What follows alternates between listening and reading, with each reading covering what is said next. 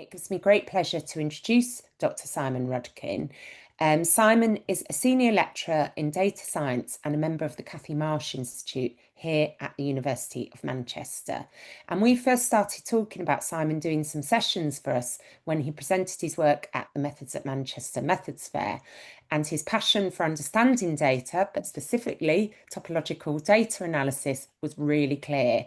So I'm really pleased he's agreed to share this knowledge with you.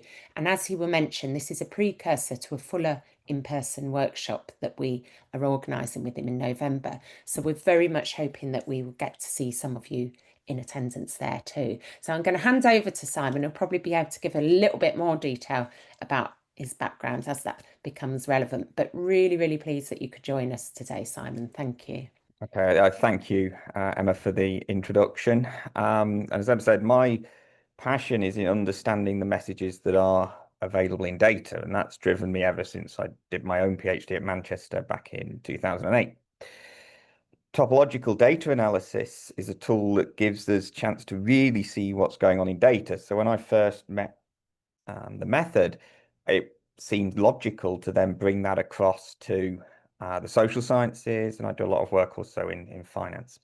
Today's seminar is to look at the method itself, but particularly looking at the way we can map and understand data using topological data analysis.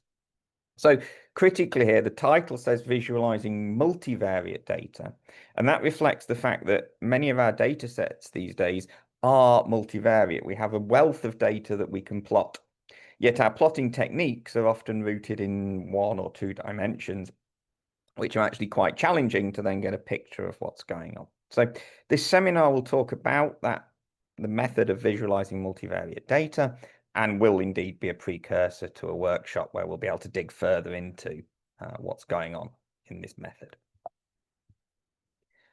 So on the screen, there is a QR code. I'll bring those back at the end. That's a connection for my LinkedIn, because we have a huge wealth of research around topological data analysis. I'm one of the people who's pioneering the applications of TDA across both economics, social sciences, finance, together with my team. So there's a lot of information about that. For most of the projects, we have GitHub code to allow reproduction, because that's really quite an important part of research. So I've placed the link there, and obviously these QR codes will appear again later. So the talk will be structured in really 3 parts. The first part will be a short rationale for why we would want to use the tool. The second part will be an introduction to the tool and the topological data analysis ball mapper algorithm. I'll talk a little bit about then how we can draw inference, but that really will be the focus of the workshop. And by way of an example, I'll present some work with Professor Don Webber of Sheffield on life satisfaction in European cities. So in essence, we can think about a structure where we start with data, and that's what is underlying all of our models. But of course, before we do any modeling, we need to do some exploration. And understanding the data that we have is kind of a key component that often gets missed. So the talk will go down that right-hand line first of looking at exploratory data analysis, before then looking at how we can use visualization in evaluation and the development of models. So a lot of data science research has gone down the modeling side, but actually there's a lot to do on the exploratory side too. So Breiman, in terms of modeling, proposed 2 cultures. One is the culture traditionally that we've followed, where we will specify a function. It may include some allowances for noise, particular parameters, variables, etc. And we will find a fit for that model. So whether that's a simple model like ordinary least squares or something much more complex. That's the way we've often thought about data. And when I say evaluating models, often that's what we would look to do. But equally, machine learning often will take the data and it will find the function that applies. So it will fit that data as best it can. And that's what Breiman calls the algorithmic culture. And this is a big kind of debate in data science between these two cultures.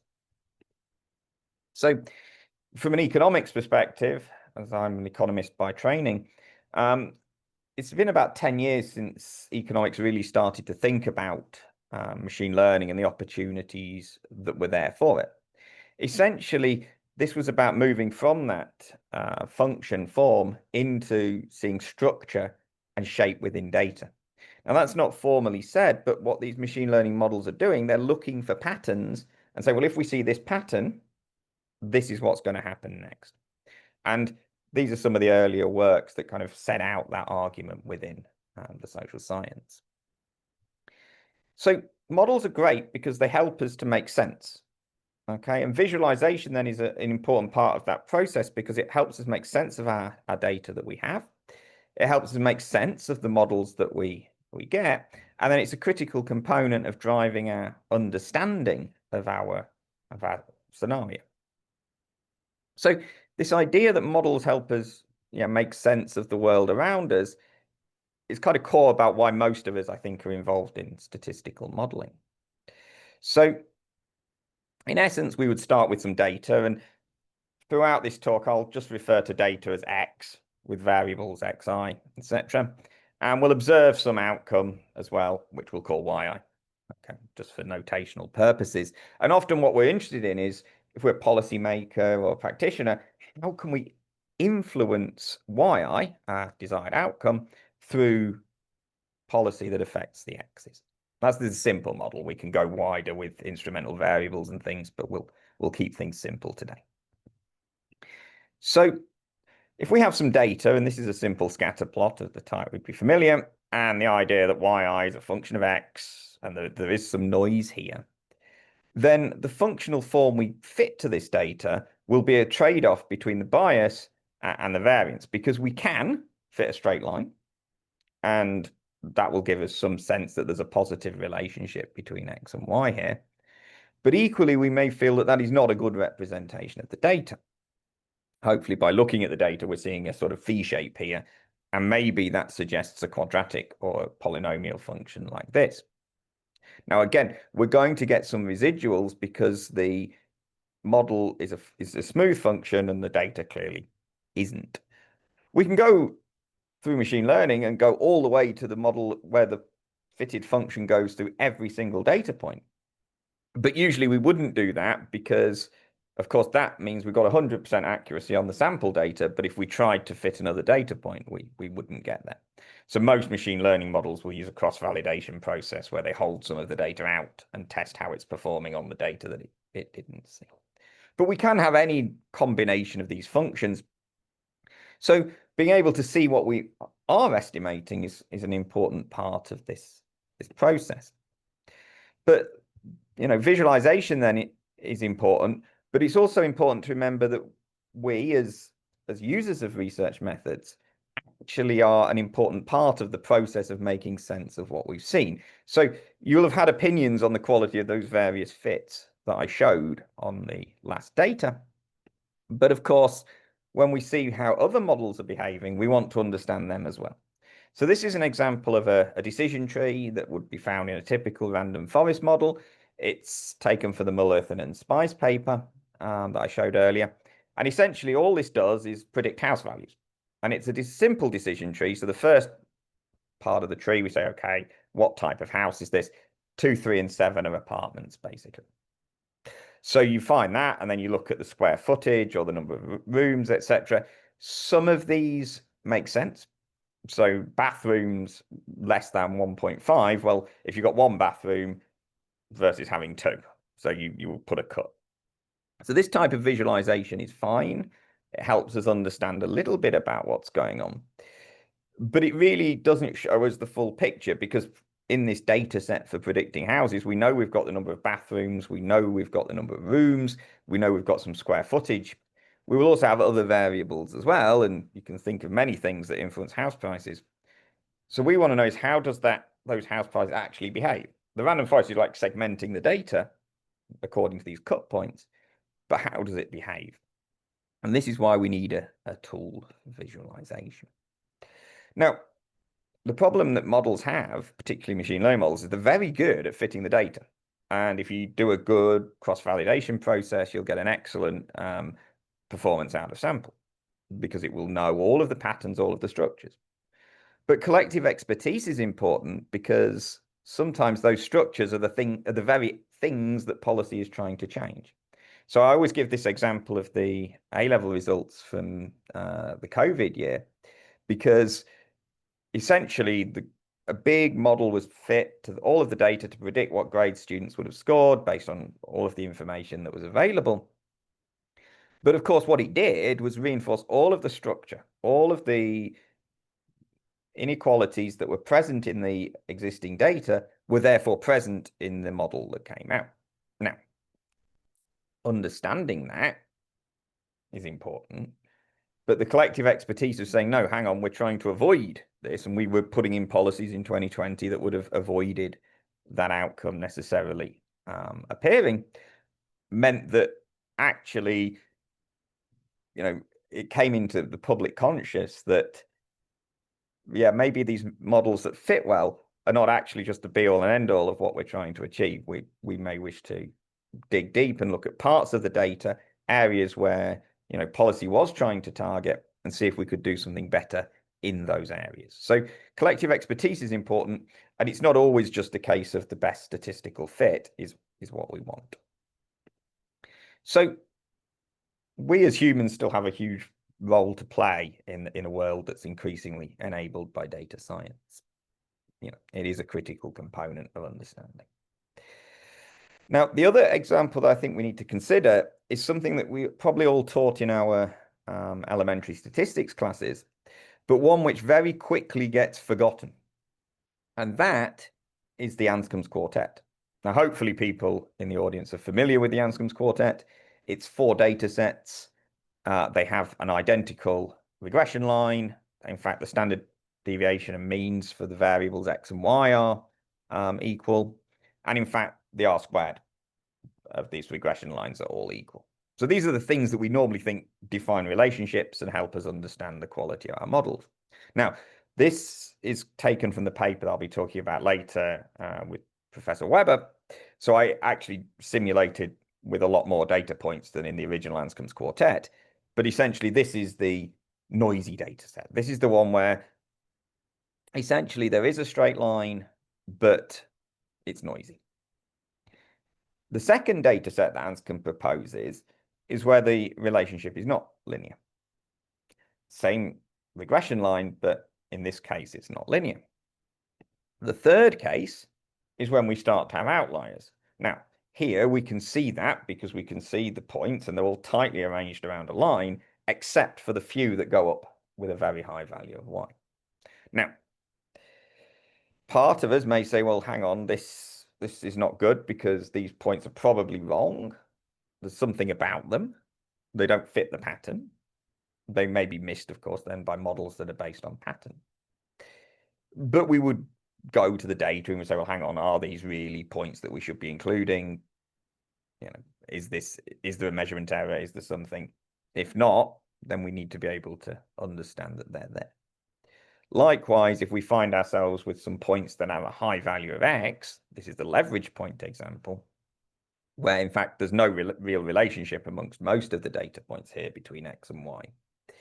If that's true, again, are those data points relevant? Should we be doing some transformation, maybe some Winsorizing or something that cuts those out and treating them as a separate part of our analysis? These are decisions we make using our collective expertise. But Anscombe said, well, if you just looked at the regression line, looked at the R-squared, looked at the summary statistics, and wrote your paper, you wouldn't have seen any of this. And we're told this in the first year statistics modules. However, how many papers do you see published where they actually check which one of these scenarios is the truth for their data? And this is why we need visualization. So Anscombe made that argument, and all 4 points, very different conclusions that you would draw based on those claims. So in essence, we can explore data, we can gain understanding, we can see what models are doing, and this is what we've been looking at. But visualization is going to be a really big part of that. So the second example, I'll just get you to think for a moment here. We're given this data, and anybody who's seen some of my talks before may have a clue what's coming next, but essentially, this is our data. We have 2 variables, so again, it will allow us to draw a scatter plot.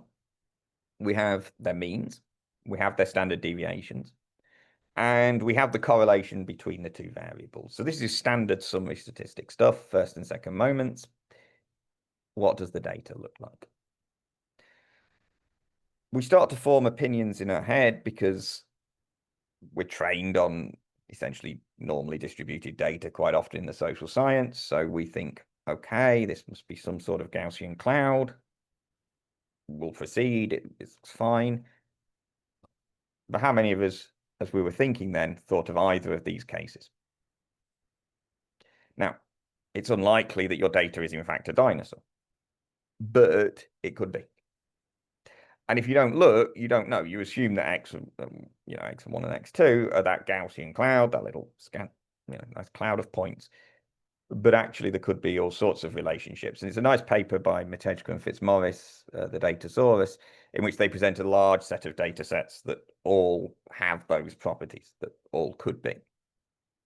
So just for completeness, and I don't expect you can read it, but there's a nice R package that goes with this, where you can see lots of data. And some of these may make you minded of the Simpsons paradox or whatever, that there's clear relationships within the data, but collectively, without looking, we would get, again, the same models, the same relationships, same summary statistics, and we wouldn't know what's happened.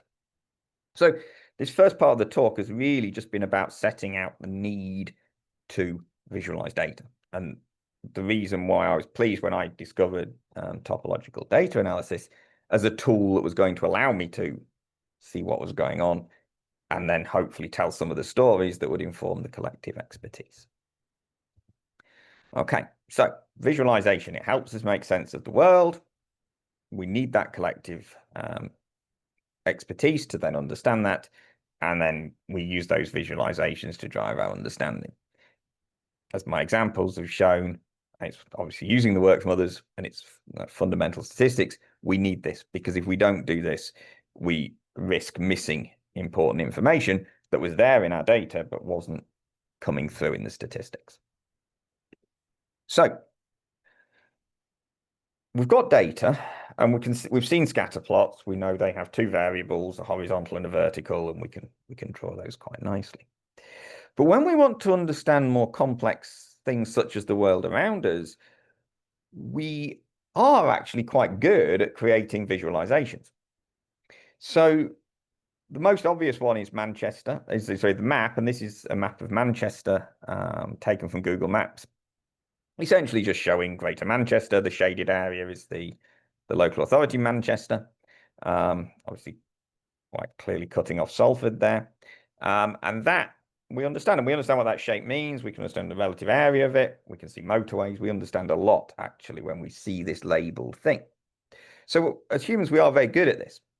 Now, we can add information to maps. So, for example, I asked it to add some restaurants. I assume there is some sponsorship involved here, but those are some restaurants in Manchester. We can go further. This is hotels, and now it'll tell me the price of the hotel. I think that's tonight, so everybody needs a hotel in Manchester. But again, selected hotels, it tells us where they are. We can understand. We can see the city centre ones. We could see the ones that are out at the Trafford Centre. We can see little clusters. We can make sense of this data because as humans, we have more natural understanding of things like north and south. Now, so far, we've done this with saying, okay, scatter plots, clear horizontal axis, vertical axis. Maps, clear northings and clear eastings.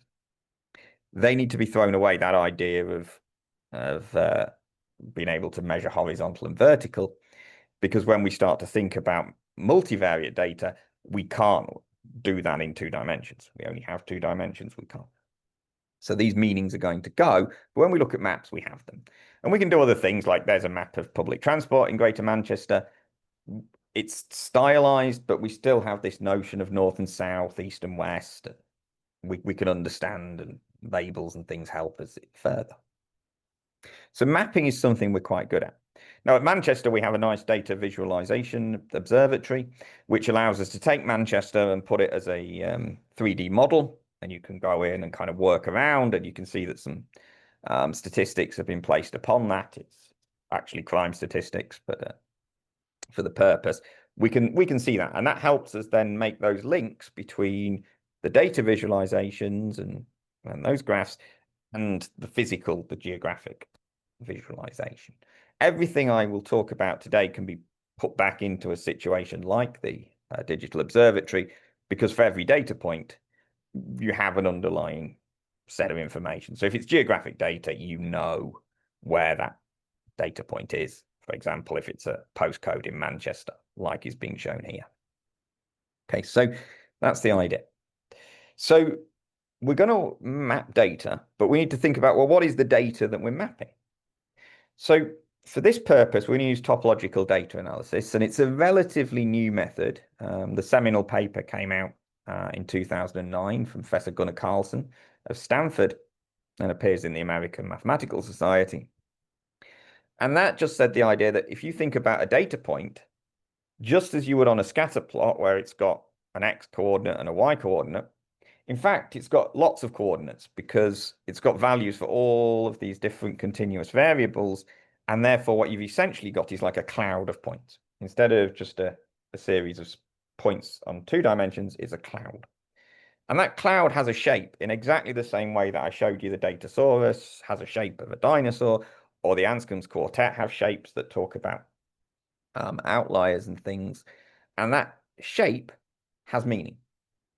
And so what Carlson's paper did, it provides the algebraic topology that sits behind all of this, but it says we can construct measures, draw meaning, and then use that for our analysis. And it's that shape and those measures that in fact are the patterns that machine learning is spotting. So earlier I mentioned about machine learning looking for patterns. That's what it's looking for. It's looking for shapes and information within data. Now, how we then turn that cloud of points into a visualization is a challenge because it exists in multiple dimensions and our paper exists in 2 dimensions. So this next part of the talk is going to be one method for doing that. The competitor method, the original mapper algorithm that was developed by Singh et al., which is a co-authorship team that includes Carlson, had a few issues because it has more parameters, it has some stability issues.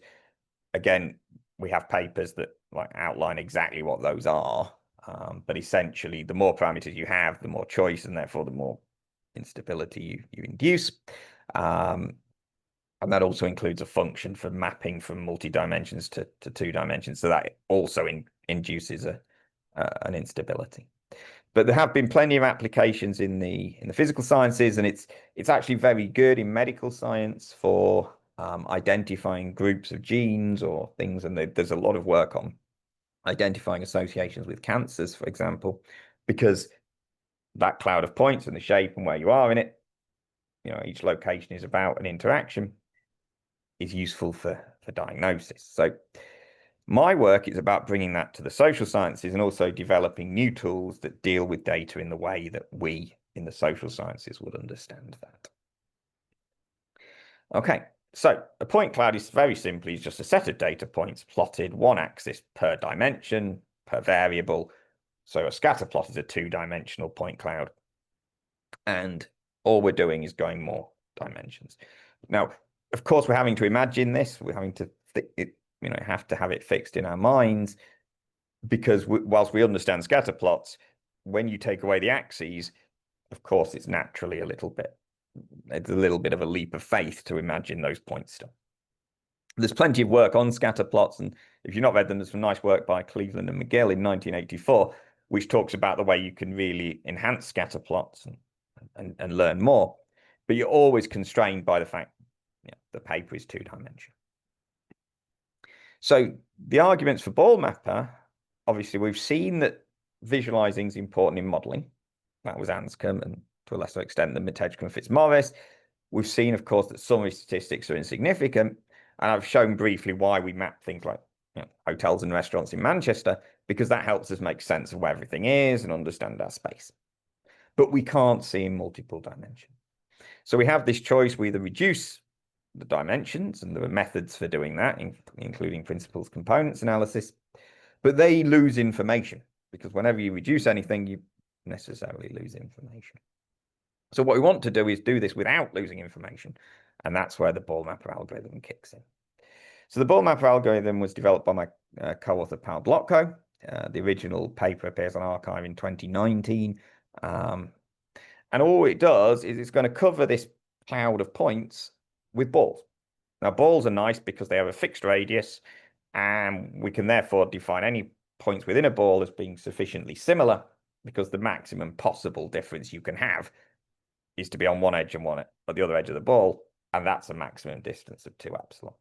So it helps us to understand. And we've done a lot of work looking at Brexit voting patterns and politics, looking at thinking about mapping trajectories, looking at migration, and also stuff in finance and as well. So there's lots of papers, and please do check out my Google Scholar and LinkedIn things. They have these information on them. So what are the core elements of the ball mapper? Well, we need data, and because we're working with essentially scatter plots, these need to be continuous variables. So you can have Likert scales, but you would just want them to be sufficiently many different values that it makes sense to draw a scatter plot. So binary variables, no. I'd say Likerts, maybe. But ideally, these are things you would draw a scatter plot of. We then need an outcome. There are less restrictions on the outcome. It can be a simple classification, but it must be available for every data point. Missing data, of course, we can't plot because we wouldn't have a value. And then within the algorithm, we want to understand the points within a ball. Well, we can do anything with that. We can use the average value of the outcome. We can use the average value of any of the axis variables. We could use the range of values within the ball, any function. I'm going to talk about the average value of the outcome variable today, but you can do anything because we know which data points are in the ball. Okay. So let's have a look at this as an algorithm. Now, here's a very simple data set. They're uniformly distributed points on 0, 1. We've got 500 data points, 2 variables to allow me to show this to you. So the theoretical ball mapper algorithm will choose a point at random from this data set, and it will draw a ball around it of radius epsilon. So once that's done, you can see the point selected is black there. It's drawn a dotted circle, because in 2 dimensions, the ball is a circle. We've covered those points, the red points, and we've left then the gray points are not covered. And all we're going to do is we're going to keep iteratively choosing a data point that's not covered and drawing another ball around that. So at random now, we've got ball 2 here, and what we see, these purple points, they exist in the intersection. They're in both balls 1 and 2.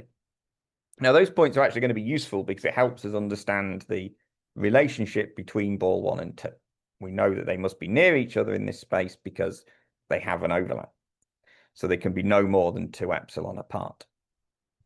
And we can keep going through selecting points at random. And this is a very artificial example, but it allows us to show what's happening. So we've got ball 3 in green, ball 4 in dark blue. We then complete the cover when the brown points there in ball 5 emerge. So at this point, we've got our plot, and we know where all of our data points are. What ball mapper then does is it draws edges between those central points. And those central points we'll refer to as landmarks. It draws edges if there were non-empty intersections of the balls. So what you can see there, in fact, many of those pairs of balls did have non-empty intersections, and we get this structure amongst the 5 balls. Those edges help us to understand relatively in the space where these balls were. So we know that ball 1 was connected to ball 2, but also to the green and purple. Now, when we implement this in R and Python, of course, random selection isn't random because computers don't do random. They do a code that simulates random, but it's random. So in fact, what we're going to do is we're always going to choose the first data point that is not covered. So we can randomly reorder our data. That has the same effect. But what it also means is we can reproduce the work, because as long as we put the data in the right order, it will produce the work. Further, if we want to do lots of simulations to understand the robustness of our inference, we can, because we can just randomly perturb the data with a seed, run it again, randomly perturb it, run it with a seed. So in the papers, we will do a lot of that just to prove that, in fact, you don't need to. But here we have exactly the same process. So there's ball 1 and ball 2 now, but it's chosen the lowest ID point that was uncovered. Ball 3. Now this time we're going to get a slightly more balls, because if you can see, there is actually a couple of little points down the bottom that didn't get covered. It's the way that it's worked out. But there's ball 5, ball 6, and then the final of those little points at the bottom there. So in essence, we keep going. This time we've got 7. It's a small data set. We're going to get some variation on that. We've got quite a big radius. It's going to, we had 5 last time. We got 7 this time. But the messages are still going to be very much the same. So this is the connectivity between. Now, because we know where all the data points are, we know the structure. We don't actually need now all of those data points. We've got information about a ball, and those balls are associated with the black dots. So we can actually start to think about this structure back with our data. So as I said, we're going to use the coloration is going to be the average value of the outcome. And that previous picture was colored by ball membership. So I brought the structure, I brought it back to the real data set here. You can see the Y values, so we know that it's higher in the top. And therefore, what we can do is we can color it in according to the average values within each ball using those memberships. So it's a simple mean here. And that means that we know that the top right was the high values, the bottom left, etc. Now, because we've done it in 2 dimensions, we've still got the axes here. We don't actually need those because all of the relationships are captured in the edges. If we're working with a 2-dimensional data set, you would stick with the scatter plot. But this is purely for the motivation of the method. What we're doing now, we've got rid of that point, but we've still got all of the structure, all of the information about the different outcomes. And if we want to, we can query it back because we know which data points were in which. So we label the balls, and this is an artificial step-by-step version of the ball mapper. If I run the ball mapper algorithm in R or Python, I will get this, exactly this, on the same data set. But of course, it won't show me those steps for getting them. And of course, it won't be neatly arranged. Now, the obvious question that comes up, well, how did I choose the radius? Now, that is an open question. We have colleagues at Manchester who've been actually trying to come up with an algorithm to solve this. But like any data-driven process, you may be targeting minimum variation in the outcome. You may be trying to get a map where everything's connected. There are lots of different things. You may be doing a classification problem where you want the best classification or the best future prediction. We've got papers where we go for that. So there's usually an algorithm that would allow you to choose. But is there a single algorithm? That's an open challenge, because if we take this data set, and this is, it's entirely artificial, but it shows a series of small circles arranged in a big circle. Now, do we want to know about the small circle, or do we want to know that this is structured as a big circle? So left is a full data set, right is what I'm calling the zoomed section, and that is what we're going to try and map. Now, if I map the full data set with a large radius, it will cover multiple small circles, so it will tell me that it's all connected in a big circle. And that's what we've got on the left. The color here is just the value of the x1 coordinate. Okay. But if we go for a smaller radius, it now doesn't form any connection between those smaller circles, and it just draws each small circle. Now, here we see an important property of ball mapper. Because this data existed in a much larger space, we've had to make it abstract. We have to bring it from multiple dimensions to just drawing these balls as disks.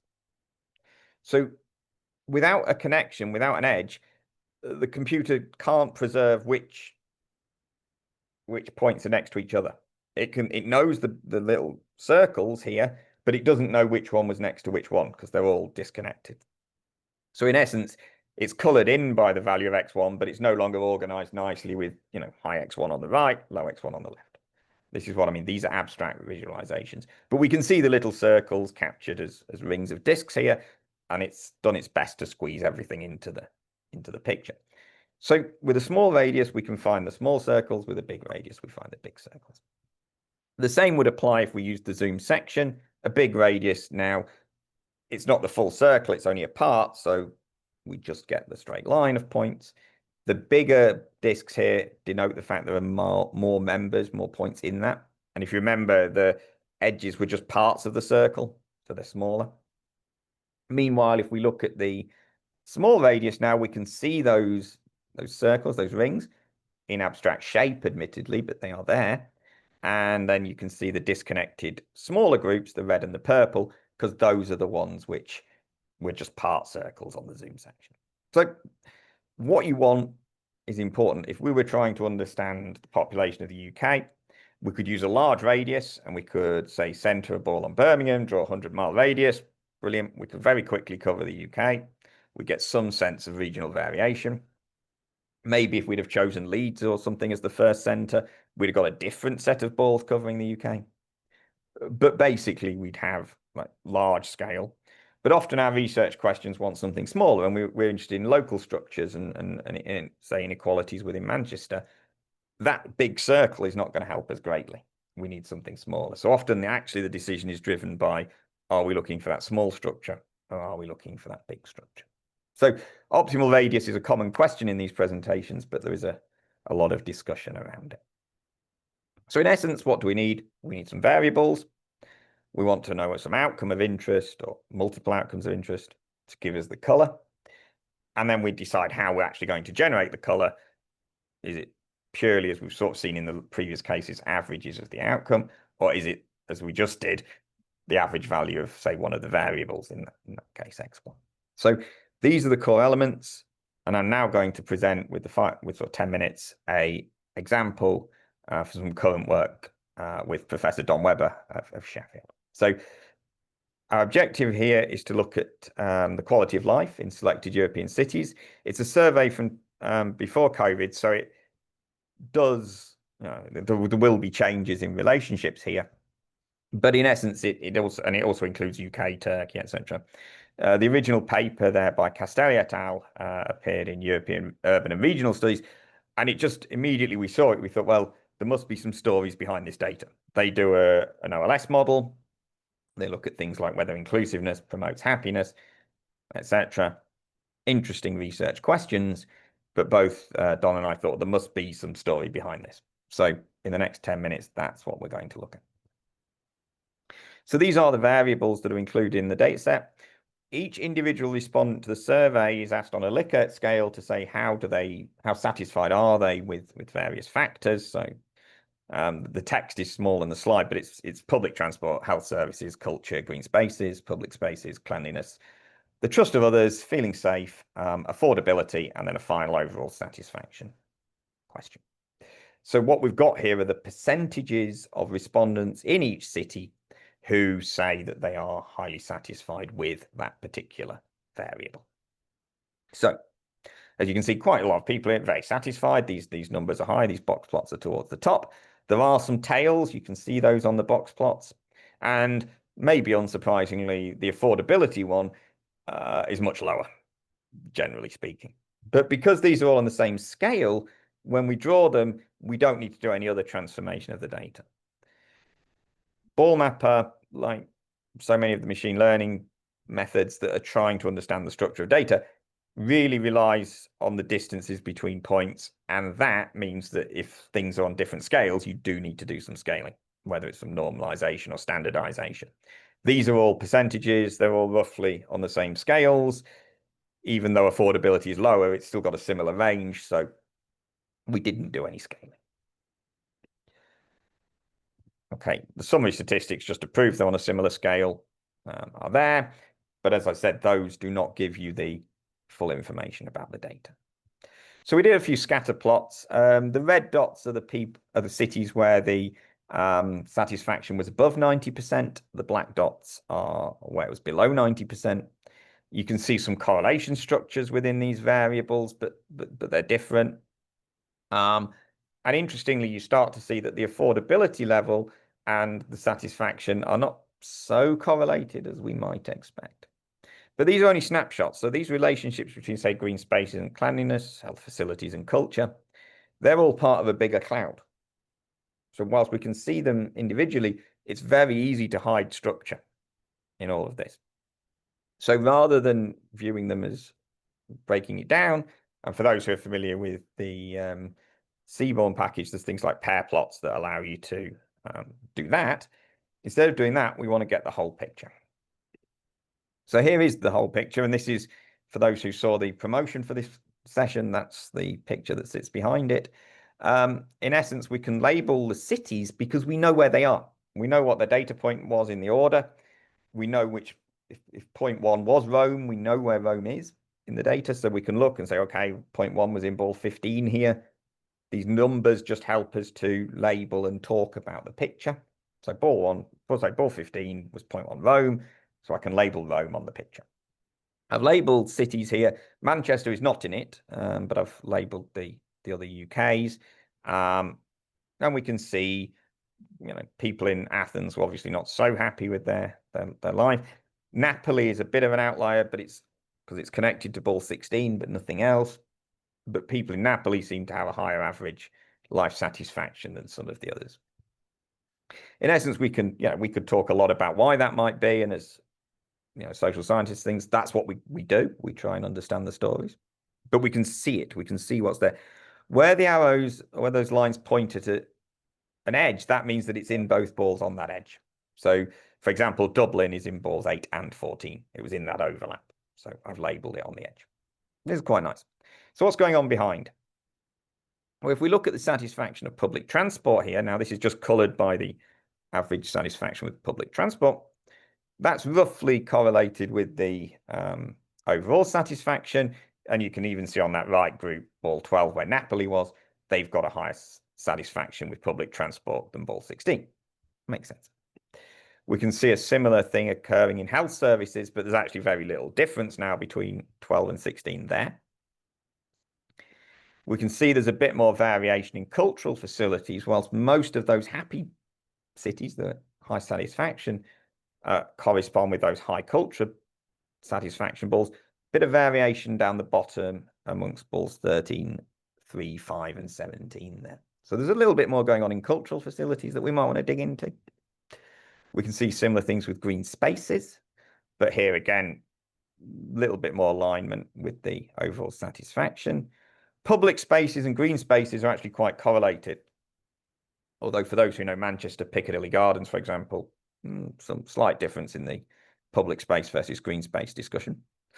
But in essence, yeah, we've got a similar story going on with public spaces here. If we look at cleanliness, there's a little bit less relationship here between cleanliness and overall satisfaction. There's also a little bit less relationship between cleanliness and some of those other factors like the public spaces. Trust in others.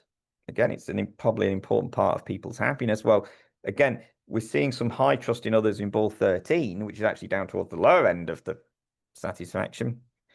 And those cities overall are quite similar to ball 3, but they have this difference in trust. So they must be very similar in others to still be within the same overall distance in the space. So remember, they must be within 2 epsilon of each other. There is a similarity, but it's not in trust. Personal safety, again, more closely related to the trust, different to the others. And that's kind of why Castelli et al. Split out those 2 variables, I think. They don't make this argument, but it makes sense having seen the data. And there's affordability. Now, affordability is the one that gave us the most interest, because if you look to the top left, you can see some high affordability in balls 9 and 10. Happy people in an affordable city. Whereas balls 1, 8, the other big, happy, high quality of life balls, low affordability. And that, from the economics point of view, makes sense. You pay money to go and live in a happy city. So low affordability. But we we'd see with ball mapper that there's a little bit more going on. And if we remember, that's Glasgow. So whether we all now need to go and move to Glasgow, I don't know. This is pre-COVID, so maybe things have changed, but that's what the data is showing us. Now, it's a simple task to produce this, and as I say, we'll do the workshop that will explain the method in code. But it actually begs the question, would we have seen this if we hadn't run this? Well, we can run models. These are just some standard statistical models for those who like it. We see a lot of significance on the constant. And when that happens, that means we're probably missing something. So with this, we can see positive relationship with public spaces, etc. If we go on to the rest of the variables, affordability has no relationship. But having seen the data, that makes sense, because those balls 9 and 10 with the high affordability and high satisfaction kind of ruin it for the rest of the data, because otherwise it looked like the less affordable somewhere was, the happier, the higher the satisfaction was. Except, and it's that which can often lie behind insignificant coefficients. And that's why by looking at the data, you can start to say, well, yeah, maybe there's a bit of a story here that we can pull out and actually, like the outliers or the leverage points in Anscombe, say a bit more about what's going on. But this is because they exist in multiple dimensions as slightly different. We can see that. So we can do lots more things, and in our work we run it multiple times for robustness and see, well, yes, exactly whatever we choose radius-wise, as long as it's sufficiently small to separate out balls 9 and 10, we see that. We see this, this effect of the model. It can't cope with those balls because of the affordability coefficients. We do this like iterating, say, thousands of times. You're so consistent. But what we need to do is compare with things like k-means or GMM clustering, because they're ways of grouping. Whenever people see these maps, they think, well, oh, it's groups. You're getting groups. But of course, what they do is have optimization algorithms around group membership. And generally speaking, unless there's some very clear separate structure in the data, they will go for a much lower number of clusters than perhaps you would choose radius for your balls. And in that sense, they don't pick up that story. There is no cluster that has that high level of affordability and also the quality of life. That's not seen. So we didn't, by showing this, we were able to say, yes, there's something else going on. And we evaluate those models. And when the paper's out, you'll be able to see all of that. It's worth stressing, look, the data was pre-COVID, and therefore there's new releases, there will be changes. It's interesting to see how this changes when the new release data comes out. But in essence, there was a story.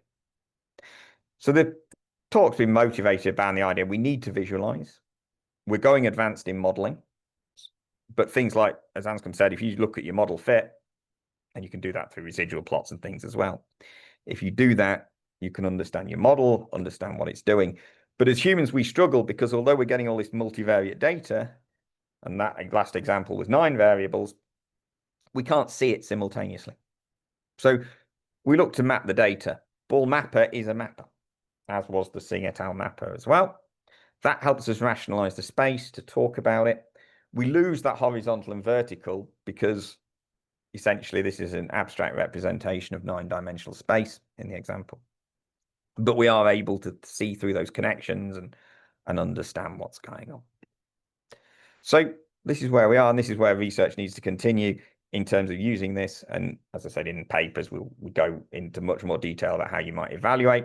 We've got ongoing projects on explainable AI in terms of understanding how the outcome maps onto the data that was fed in, and that will start to understand more about things like the A-level results and what was happening. We'll be able to see that better. So there's a lot of work going on. As I said, it's a new chance to see data. I talk a lot. I have a whole MSc module at Manchester on our MSc data science where we go into this in more depth. There's lots that can be done, but what I hope you would take from this talk is it's useful to actually have a look at data. This is a tool for letting you see everything, so there's no hidden structures, nothing that's missed by only seeing some scatter plots. And then you can actually start to really tell the story and understand data and understand your model. Okay, it's built on that simple premise of Anscombe's quartet that we meet in first year statistics. So there's the QR codes again. As a brief plug, we're currently hoping to hold the workshop on the 18th of November. It will take place in Manchester. We will provide more detail to anybody who's interested when that is confirmed. Essentially, the way that will structure, we'll do a session where I'll explain exactly the algorithm, exactly how it's implemented and things, including all of the code that goes behind. That'll for the morning, and in the afternoon we'll look at many of the ways that we actually draw inference from these plots and the way that you actually get out some of the model evaluations and things that I've hinted at in today's talk. The code that produced those artificial examples is available on GitHub, and the QR code there will provide a link to it. But thank you for listening. I apologize for the issue, and yeah, thank you. Fantastic. Thank you so much, Simon.